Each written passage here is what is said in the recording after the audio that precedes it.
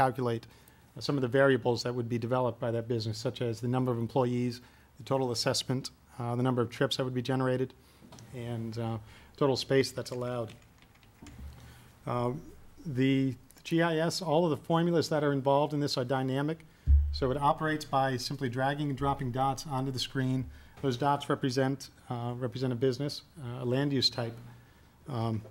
And once you've identified a business that you want on the screen, I've pulled out some sample businesses from the rest of town that include the building and the parking area, so we can actually drag and drop those also on the screen, and you'll get a good sense of what the development would look like in the context of the industrial park. After that, we're able to start to use some of the 3D power of GIS and the newer GIS tools to start to model what it might actually look like in a 3D environment. That's the highway. I'll let you know that this is strictly a planning tool. It's using average values to generate the variable figures. Again, the variables being the number of employees, the building space, and trip generated. And the use of this tool is to foster planning discussions, to help decide what the impacts of development are, where they would be, and what the fiscal impacts might be. So let me take you just a couple of minutes through this scenario. I'll move a couple of dots on the screen. You'll see how some of the dynamic properties work.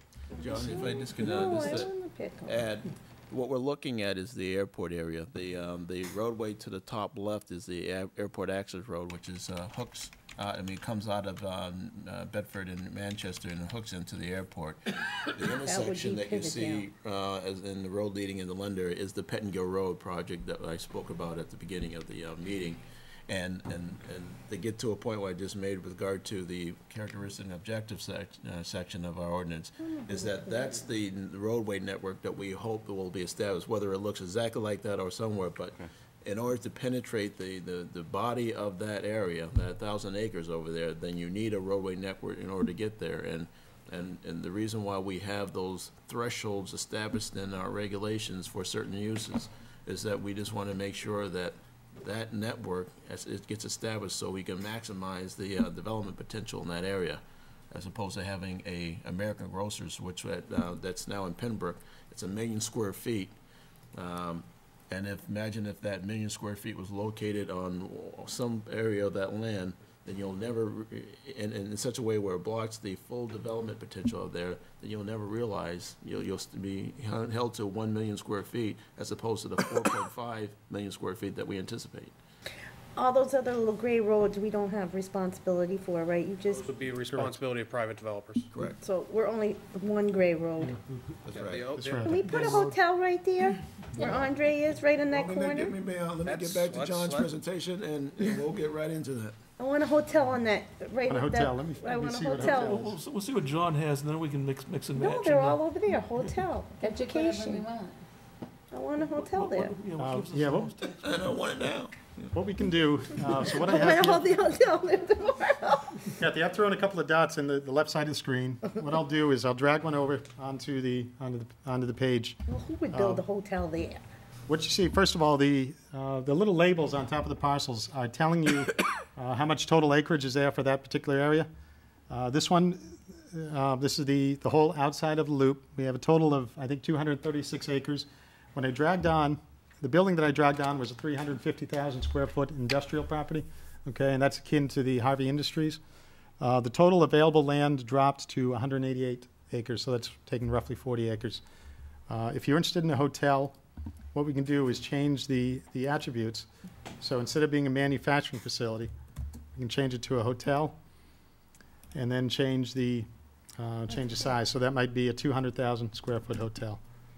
200,000. That's a big hotel. That's like a casino. Yeah, so we'll change that to 100,000. Starting rumors now. Or a convention center. A convention center. It started. No, I want the hotel to be nice. The first thing you'll see is that we're starting to collect information on that site alone. Could be a Holiday Inn Express. No. If you had And you'll stayed see it there across last the night, top, you'd yeah. feel better. And I'd know more. For John. Some of the information that's starting to be tabulated for that facility, again, based on the local averages, the assessment, we're picking up, I think, $1.2 million of assessment. It's taking roughly 8 acres of use. Just my hotel is? This would be correct. a 100,000 square foot hotel. Okay. Okay, that's generating, again, based on averages, 1,256 trips per day, and roughly 200 jobs are being created So how much in tax again? 1.2? That was assessment. in assessment, correct? That would be assessed value. Okay. So what does it tell me what my, Yeah, you have to Net multiply is? by the tax. We don't have tax rates. No, we put into could, this. we could put it in. There's any number of things we could put in. Kathy, where did you want it? Did you want it at the top of that cul-de-sac? yeah, I want it right at the, Right at the corner. of right at the Pettingill. corner of Pettingill and the access road, All right right, in so- there. So we'll put it here. So again, we've got You that, can see it from both roads. we've got that building in place. There remains 217 acres available in that outer loop. So we can, again, start filling this up with other activities. In these series of graphs, okay, you'll start to see the area totals up here. So right now, we've got 100,000 square feet of total space. We're adding in roughly 1,200 trips per day out of that facility End up with that one. and roughly 200 jobs. If we wanted to start adding, say, a competitor, Yeah, I'll be the competitor, and I want this spot instead now, right here. we can add a Then I second. get good visibility. 300,000 square feet, right? Yeah. Yeah, you gotta go for the biggie, you know, the Taj Mahal or whatever. Yes. Then I'll have a Marriott, and you can have the Holiday Inn, John. Okay, so we've added another facility, and then again, you start to see these.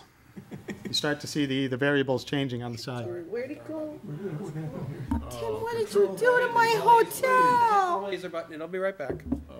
I was all excited. You're playing Monopoly up. It's like playing Monopoly, okay. Let's put a hotel and, Boys Cultural Arts Center. okay, so my hotel's up there. All right, so we've added a hotel. And again, we're starting to keep track. So the total trips for those two hotels, they've added up to 2,514. So a very, very cursory figure, that would be the demand that these two uses are putting on Pettingill Road. We start to add other things into the area. So I'll drag this manufacturing site. We'll put it out back far from the hotel. We'll put it out here. I've just added 350,000 square feet of industrial space. So now for total space, we have 550,000. We're up to 3,800 trips, and we've added 750 jobs to the town of Londonderry. That's pretty cool. These variables we just picked out, they were some of the easiest to create. It's certainly possible that we could add in any variables that the end user has interest in, if their tax rate. What's Andre and I- education gonna do? Andre and I had debated that we might put in maybe water usage. We could put in potential residents that might come out of these people who would be working here but intending to live in Londonderry. You have education. What kind of education were you looking, like, I mean, we're Like just, if we were to negotiate with Harvard and say, you know what, why not build a satellite facility up here, or MIT, or R&D facility, research facility up here? Or SNU. Then those type of things that could fulfill that educational Southern piece. Hampshire University. Or Southern Hampshire University, who is looking to UNH. expand, might be located why there. would Community they wanna college, come who knows? Yeah. So you have maybe a research or a college close to various, business uses there that somewhat can make your business part more This attractive. is Spring Lake. And then the way you would use this tool is to model out, is to switch the land uses, maybe switch it to an educational facility and identify what the changes would be. So if I change these from hotels to instead two education, similarly sized educational facilities, you'll see we go from, I think, 750 jobs total?